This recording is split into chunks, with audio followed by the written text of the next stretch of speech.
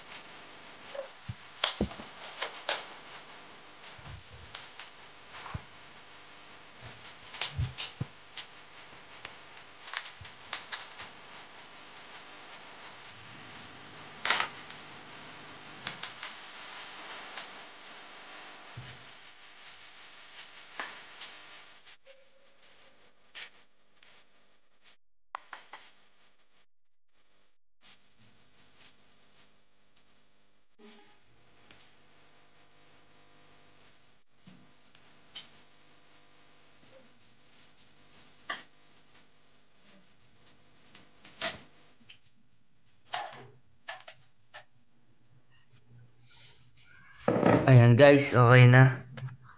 Na-assemble na natin.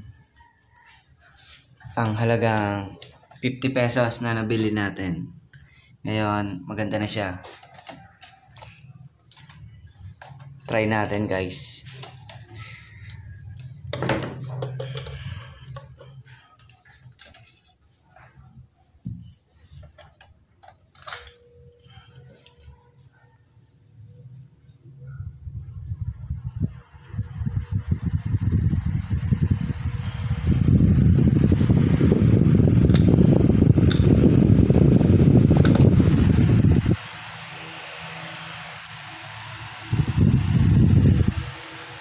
Ayan guys, okay na siya.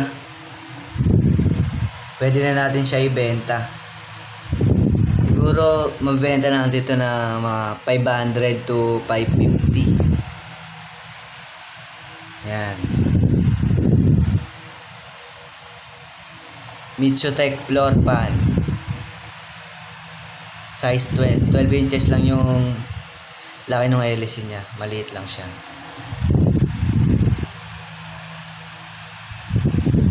Okay na guys, hanggang dito na lang yung video natin. Sana may napulot kayong aral about sa pagre-restore ng electric pan.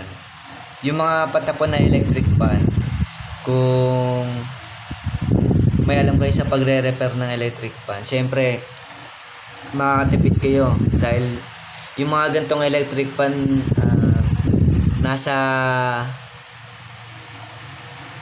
650 yata itong mga ganito, mga 700 to 750. Yung ganito lang kalit na electric pan ah. O, tingnan mo. Grabe yung presyo, di ba? Eh kung marunong ka o may alam ka sa pag-repair ng electric pan, hindi mo na kailangan bumili ng bago. Pwede ka nang bumili sa junk shop o kaya sa magbabote, tas ayusin mo lang. Yun lang, di meron ka ng electric pan. Malilibang ka pa tapos kikita ka pa ng pera syempre. O guys, okay na to. Pwede na natin to ibenta. Hanggang dito na lang.